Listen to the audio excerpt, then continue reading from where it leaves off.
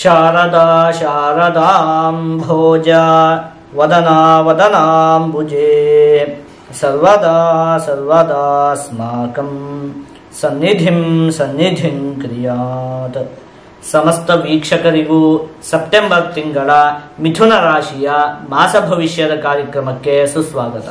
ನಾವು ಮೊದಲಿಗೆ ಈ ಮಾಸದಲ್ಲಿ ನಡೆಯುವಂತಹ ಪ್ರಮುಖವಾದ ಗ್ರಹಗಳ ಬದಲಾವಣೆಗಳ ಬಗ್ಗೆ ತಿಳಿದುಕೊಳ್ಳೋಣ. ಈ ತಿಂಗಳ 4ನೇ ತಾರೀಕಿನಂದು ಬುಧ ಗ್ರಹ ಸಿಂಹ ರಾಶಿಗೆ, 23ನೇ ತಾರೀಕಿನಂದು ಕನ್ಯಾ ರಾಶಿಗೆ ಪ್ರವೇಶವನ್ನು ಮಾಡ್ತಾ ಇರುವಂಥದ್ದು. 16ನೇ ತಾರೀಕಿನಂದು ರವಿ ಗ್ರಹ ಕನ್ಯಾ ರಾಶಿಗೆ, 18ನೇ ತಾರೀಕಿನಂದು ಶುಕ್ರ ಗ್ರಹ ತುಲಾ ರಾಶಿಗೆ ಪ್ರವೇಶವನ್ನು ಮಾಡ್ತಾ ಇರುವಂಥದ್ದು. ಇದಿಷ್ಟು ಕೂಡ ಈ ಮಾಸದಲ್ಲಿ ನಡೆಯುವಂತಹ ಪ್ರಮುಖವಾದ ಗ್ರಹಗಳ ಬದಲಾವಣೆ. ಈಗ ಇದನ್ನೆಲ್ಲ ಆಧರಿಸಿ ಈ ಮಾಸದಲ್ಲಿ ಮಿಥುನ ರಾಶಿಯವರಿಗೆ ಯಾವ ರೀತಿಯಾದಂತಹ ಫಲ ಪ್ರಾಪ್ತಿಯಾಗಲಿದೆ ಅಂತ ಹೇಳಿ ಒಂದೊಂದಾಗೆ ನೋಡ್ತಾ ಹೋಗೋಣ. ಮೊದಲನೇದಾಗಿ, ಈ ಮಾಸದಲ್ಲಿ ನೀವು ಗೃಹಾಲಂಕಾರಕ್ಕೆ ಬೇಕಾದಂತಹ ಒಂದಷ್ಟು ವಸ್ತುಗಳನ್ನು ಖರೀದಿ ಮಾಡ್ತೀರಿ. ಅಂದ್ರೆ ಏನು? ಮನೆ ಸುಂದರವಾಗಿ ಕಾಣುವುದಕ್ಕೆ ಬೇಕಾದಂತಹ ಒಂದಷ್ಟು ವಸ್ತುಗಳನ್ನು ಖರೀದಿ ಮಾಡ್ತೀರಿ ಅಂತ. ಅಂದ್ರೆ ಮನೆಯನ್ನು ಒಂದಷ್ಟು ಸುಂದರಗೊಳಿಸ್ತೀರಿ ಅಂತ ಹೇಳಿ ಯೋಚನೆಯನ್ನು ಮಾಡಬಹುದು. ಇನ್ನು ಉದ್ಯೋಗಕ್ಕೆ ಸಂಬಂಧಪಟ್ಟಿರುವಂತಹ ವಿಚಾರದಲ್ಲಿ ಈ ಮಾಸದಲ್ಲಿ ನೀವು ತೆಗೆದುಕೊಳ್ಳುವಂತಹ ಒಂದು ಪ್ರಮುಖವಾದ ನಿರ್ಧಾರದಿಂದ ಮುಂದಿನ ದಿನಗಳಲ್ಲಿ ನಿಮಗೆ ಒಂದಷ್ಟು ಲಾಭ ಅಂತ ಹೇಳುವಂಥದ್ದು ಉಂಟಾಗುತ್ತೆ. ಅಂದ್ರೆ ಉದ್ಯೋಗಕ್ಕೆ ಸಂಬಂಧಪಟ್ಟಿರುವಂತಹ ವಿಚಾರದಲ್ಲಿ ಯಾವುದೋ ಒಂದಷ್ಟು ಪ್ರಮುಖವಾದ ನಿರ್ಧಾರವನ್ನು ಈ ಮಾಸದಲ್ಲಿ ನೀವು ತೆಗೆದುಕೊಳ್ಬೇಕಾಗತ್ತೆ. ಅಂತಹ ಸಂದರ್ಭಗಳು ಉಂಟಾಗುತ್ತೆ. ಅದರಿಂದ ಮುಂದಿನ ದಿನಗಳಲ್ಲಿ ನಿಮಗೆ ಲಾಭ ಅನ್ನುವಂಥದ್ದು ಉಂಟಾಗುತ್ತೆ. ಇನ್ನು ಮೇಲಧಿಕಾರಿಗಳಿಂದ ನಿಮಗೆ ಕೆಲವೊಂದಷ್ಟು ಸಹಾಯದ ಪ್ರಾಪ್ತಿ ಅನ್ನುವಂಥದ್ದು ಉಂಟಾಗುತ್ತೆ. ಮುಖ್ಯವಾಗಿ ಈ ಮಾಸದಲ್ಲಿ ನೀವು ಸ್ವತಂತ್ರರಾಗಬೇಕು ಅಂತ ಹೇಳಿ ಪ್ರಯತ್ನ ಪಡ್ತೀರಿ. ಅಂದ್ರೆ ಏನಾಗುತ್ತೆ ಹೇಳಿ, ಕೆಲವೊಂದಷ್ಟು ವಿಷಯಗಳಿಗೆ ನೀವು ಇನ್ನೊಬ್ಬರನ್ನ ಅವಲಂಬಿಸಿರ್ತೀರಿ. ಅಂದ್ರೆ ಒಂದಷ್ಟು ಕೆಲಸಗಳಿಗೆ ಇನ್ನೊಬ್ಬರನ್ನ ಅವಲಂಬಿಸಿರ್ತೀರಿ.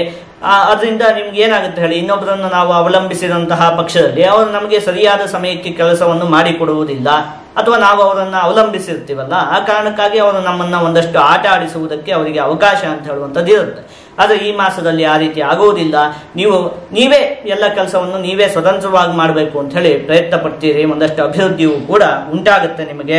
ಇನ್ನು ಸ್ನೇಹಿತರಿಂದ ಹಣಕಾಸಿನ ವಿಚಾರದಲ್ಲಿ ನಿಮಗೆ ಒಂದಷ್ಟು ಸಹಾಯದ ಪ್ರಾಪ್ತಿ ಎನ್ನುವಂಥದ್ದು ಉಂಟಾಗುತ್ತೆ. ಧಾರ್ಮಿಕ ಕಾರ್ಯಗಳಲ್ಲಿ ಈ ಮಾಸದಲ್ಲಿ ನಿಮಗೆ ಅತಿ ಹೆಚ್ಚು ಆಸಕ್ತಿ ಅಂತ ಹೇಳುವಂಥದ್ದು ಉಂಟಾಗುತ್ತೆ. ಅಂದ್ರೆ ಧರ್ಮ ಗ್ರಂಥಗಳ ಪಠಣೆಯನ್ನು ಮಾಡುವಂಥದ್ದು ಇರಬಹುದು, ಅಥವಾ ದೇವಸ್ಥಾನಗಳಿಗೆ ಹೋಗುವಂಥದ್ದು ಇರಬಹುದು, ಧಾರ್ಮಿಕ ಕಾರ್ಯಗಳಲ್ಲಿ ಪಾಲ್ಗೊಳ್ಳುವಂಥದ್ದು ಇರಬಹುದು. ಈ ರೀತಿಯಾಗಿ ಒಂದಷ್ಟು ಧಾರ್ಮಿಕ ವಿಚಾರದಲ್ಲಿ ನಿಮಗೆ ಆಸಕ್ತಿ ಅನ್ನುವಂಥದ್ದು ಈ ಮಾಸದಲ್ಲಿ ಹೆಚ್ಚಾಗುತ್ತೆ. ಇದಿಷ್ಟು ಕೂಡ ಈ ಮಾಸದಲ್ಲಿ ನಿಮಗೆ ಪ್ರಾಪ್ತಿಯಾಗುವಂತಹ ಅತ್ಯಂತ ಉತ್ತಮವಾದ ಫಲಗಳು. ಈಗ ಒಂದು 4 ವಿಚಾರದಲ್ಲಿ ಈ ಮಾಸದಲ್ಲಿ ನೀವು ಒಂದು ಸ್ವಲ್ಪ ಜೋಪಾನವಾಗಿರ್ಬೇಕಾಗುತ್ತೆ. ಅದೇನು ಅಂತ ಹೇಳಿ ನೋಡ್ತಾ ಹೋಗೋಣ. ಮೊದಲನೇದಾಗಿ ಏನಾಗಿದೆ ಹೇಳಿ, ಬುಧ ಗ್ರಹ ತೃತೀಯ ಭಾವದಲ್ಲಿ ಸ್ಥಿರವಾಗಿದೆಯಲ್ಲ, ಆ ಸಂದರ್ಭದಲ್ಲಿ ಬುದ್ಧಿಜಾಡ್ಯಂ ಅಂತ ಹೇಳಿರುವಂಥದ್ದು. ಹಾಗಾಗಿ ವಿದ್ಯಾರ್ಥಿಗಳೆಲ್ಲ ಒಂದು ಸ್ವಲ್ಪ ಹೆಚ್ಚಿಗೆ ಪರಿಶ್ರಮವನ್ನು ಪಡಬೇಕಾಯ್ತಾ ವಿದ್ಯಾಭ್ಯಾಸದ ಕಡೆಗೆ. ಇನ್ನು ಕುಜಗ್ರಹ ನಿಮ್ಮ ರಾಶಿಯಲ್ಲೇ ಸ್ಥಿರವಾಗಿರೋದ್ರಿಂದಾಗಿ ಒಂದು ಸ್ವಲ್ಪ ಚೂಪಾದ ಆಯುಧಗಳಿಂದ ಗಾಯಗಳು ಉಂಟಾಗುವುದಕ್ಕೆ ಅವಕಾಶ ಇರುತ್ತೆ. ಅಂದ್ರೆ ಚಾಕು ಆಗಿರಬಹುದು, ಕತ್ತಿ ಆಗಿರಬಹುದು, ಈ ರೀತಿಯಾದಂತಹ ಒಟ್ಟಲ್ಲಿ ಚೂಪಾದ ವಸ್ತುಗಳಿಂದ ಒಂದು ಸ್ವಲ್ಪ ಹಾನಿ ಉಂಟಾಗುವುದಕ್ಕೆ ಅವಕಾಶ ಇರುತ್ತೆ. ಹಾಗಾಗಿ ಅಂತಹ ವಸ್ತುಗಳನ್ನು ಬಳಸುವಂತಹ ಸಂದರ್ಭದಲ್ಲಿ ನೀವು ಒಂದು ಸ್ವಲ್ಪ ಜೋಪಾನವಾಗಿ ಇರಬೇಕಾಗತ್ತೆ. ಇನ್ನು ವಾಹನವನ್ನು ಚಲಾಯಿಸುವಂತಹ ಸಂದರ್ಭದಲ್ಲಿಯೂ ಕೂಡ ಈ ಮಾಸದಲ್ಲಿ ನೀವು ಒಂದು ಸ್ವಲ್ಪ ಜೋಪಾನವಾಗಿರ್ಬೇಕಾಗುತ್ತೆ. ಮುಖ್ಯವಾಗಿ ಇನ್ನೊಂದೇನು ಗೊತ್ತಾ, ಆದಷ್ಟು ಈ ಮಾಸದಲ್ಲಿ ನೀವು ಕೋಪವನ್ನು ನಿಯಂತ್ರಣದಲ್ಲಿ ಇಟ್ಕೊಳ್ಬೇಕಾಗುತ್ತೆ. ಕೋಪದಿಂದ ಒಂದಷ್ಟು ಸಮಸ್ಯೆಗಳು ಉಂಟಾಗುವುದಕ್ಕೆ ಅವಕಾಶ ಇರುತ್ತೆ. ದುಡುಕಿ ಏನೇನೋ ಮಾತಾಡ್ಬಿಡ್ಬೇಡಿ ಕೋಪದಲ್ಲಿ, ಅದರಿಂದ ಒಂದಷ್ಟು ಸಮಸ್ಯೆಗಳು ಉಂಟಾಗುವುದಕ್ಕೆ ಅವಕಾಶ ಇರುತ್ತೆ. ಹಾಗಾಗಿ ಆದಷ್ಟು ಕೋಪವನ್ನು ಒಂದು ಸ್ವಲ್ಪ ನಿಯಂತ್ರಣದಲ್ಲಿ ಇಟ್ಕೊಳ್ಬೇಕಾಗುತ್ತೆ. ಹೇಳಿದ್ನಲ್ಲ, ಇವೊಂದು 3-4 ವಿಚಾರದಲ್ಲಿ ಒಂದು ಸ್ವಲ್ಪ ಜೋಪಾನವಾಗಿದೆ ಆಯ್ತಾ. ಮತ್ತೆ ಈ ಹಿಂದೆ ಯೋಚನೆ ಮಾಡಿದಂತೆ ಇನ್ನು ಉಳಿದಂತಹ ವಿಚಾರದಲ್ಲಿ ಹೇಗೋ ಅಭಿವೃದ್ಧಿ ಎನ್ನುವಂಥದ್ದು ಉಂಟಾಗುತ್ತೆ. ಈಗ ಇದನ್ನೆಲ್ಲ ಒಟ್ಟುಗೂಡಿಸಿ ಒಂದೊಂದೇ ವಿಚಾರದಲ್ಲಿ ಈ ಮಾಸದಲ್ಲಿ ಯಾವ ರೀತಿಯಾದಂತಹ ಫಲ ಪ್ರಾಪ್ತಿಯಾಗಲಿದೆ ಅಂತ ಹೇಳಿ ನೋಡ್ತಾ ಹೋಗೋಣ.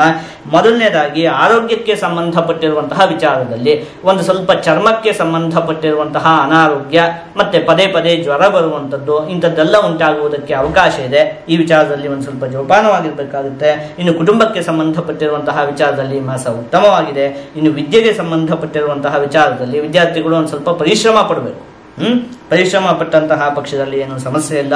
ಇನ್ನು ಹಣಕಾಸಿಗೆ ಸಂಬಂಧಪಟ್ಟಿರುವಂತಹ ವಿಚಾರದಲ್ಲಿ ದುಂದು ವೆಚ್ಚವನ್ನು ಮಾಡಬಾರ್ದು, ಆಯ್ತಾ. ಸ್ನೇಹಿತರಿಂದ ಹಣಕಾಸಿನ ಸಹಾಯ ಅಂತ ಹೇಳುವಂಥದ್ದೆಲ್ಲ ಪ್ರಾಪ್ತಿ ಆಗುತ್ತೆ, ಎಲ್ಲ ಚೆನ್ನಾಗಿದೆ. ಆದಷ್ಟು ದುಂದು ವೆಚ್ಚವನ್ನು ನೀವು ಮಾಡುವುದಕ್ಕೆ ಹೋಗಬಾರ್ದು. ಇನ್ನು ಉದ್ಯೋಗಕ್ಕೆ ಸಂಬಂಧಪಟ್ಟಿರುವಂತಹ ವಿಚಾರದಲ್ಲಿ ಈ ಮಾಸ ಉತ್ತಮವಾಗಿದೆ, ನೀವೇನು ಕೂಡ ಯೋಚನೆ ಮಾಡುವಂತಹ ಅವಶ್ಯಕತೆ ಇಲ್ಲ. ಆದಷ್ಟು ನೀವು ಈ ಮಾಸದಲ್ಲಿ ದುರ್ಗಾದೇವಿಯ ಆರಾಧನೆಯನ್ನು ಮಾಡಬೇಕು. ಹೀಗೆ ಮಾಡುವುದರಿಂದ ನಿಮಗೆ ಯಾವುದೇ ಅಶುಭ ಫಲ ಅಂತ ಹೇಳುವಂಥದ್ದು ಪ್ರಾಪ್ತಿಯಾಗುವುದಿಲ್ಲ, ಎಲ್ಲ ಶುಭ ಫಲಗಳು ಕೂಡ ಪ್ರಾಪ್ತಿಯಾಗುತ್ತೆ.